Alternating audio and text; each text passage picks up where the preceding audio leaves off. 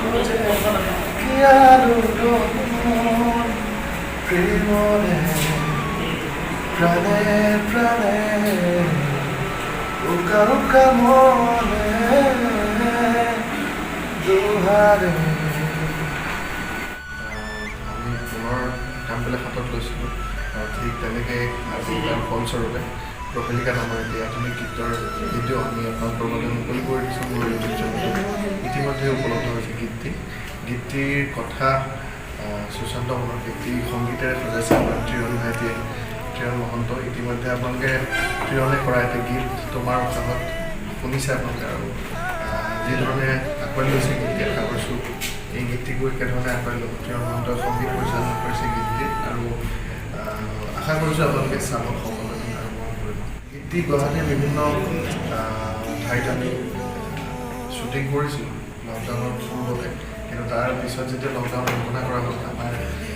যিবিলাক video' footage সেইবিলাক তেনেকৈ থাকি গ'ল আৰু আমি কামবিলাক আগুৱাই দিব পৰা নাছিলোঁ কিন্তু 3 মাহৰ বিৰতিৰ পিছত যেতিয়া লকডাউন শিথিল কৰা হ'ল তাৰপিছত পুনৰবাৰ সকলোখিনি লগ হৈ তেনেকৈ আপোনালোকৰ আগবঢ়াই দিব পাৰিছোঁ গতিকে সকলো বুলি এটা গীতটিত অভিনয় কৰিছে দীপজ্যোতি মহন্ত আৰু তনয়া ফুকন নৱগত তেখেত খুব ধুনীয়াকৈ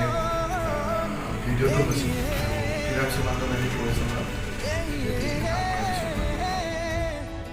বছৰৰ পিছত আমি ফাইনেলি গীতটো আপোনালোকৰ মাজত মুকলি দিছোঁ লাষ্ট টাইম আমি যিটো এটা কৰিছিলোঁ নীলাৰ লগত মই এটি তোমাৰ উৎসাহত গীত নামৰ আমি গান এটা আপোনালোকৰ মাজত ৰিলিজ কৰিছিলোঁ আৰু ইতিমধ্যে ৰাইজে বৰ মৰম আৰু আমাক ফিডবেক বৰ ধুনীয়া দিছে আৰু মই বৰ আশাবাদী যে আপোনালোকে তেনেকেই গীতটো আপলোড কৰিব প্ৰহেলিকা ভাইটিয়ে গাইছে আমাৰ নীলে আৰু আমাৰ ত্ৰিয়ন ভাইটিয়ে মিউজিক কৰিছে আপোনালোকে ইতিমধ্যে জানে ত্ৰিয়নৰ বহু গীত ইতিমধ্যে জনপ্ৰিয় হৈছে ত্ৰিয়নে মিউজিক কৰা তোমাৰ উৎসাহত আদি কৰি আৰু বহু ধুনীয়া ধুনীয়া গীত আছে আৰু এই গীতটিও বিৰতিৰ পাছত মই আশা ৰাখিছোঁ এই গীতটিৰে ৰাইজে যথেষ্ট আনন্দ পাব আৰু ৰাইজে যথেষ্ট মৰম আৰু আদৰি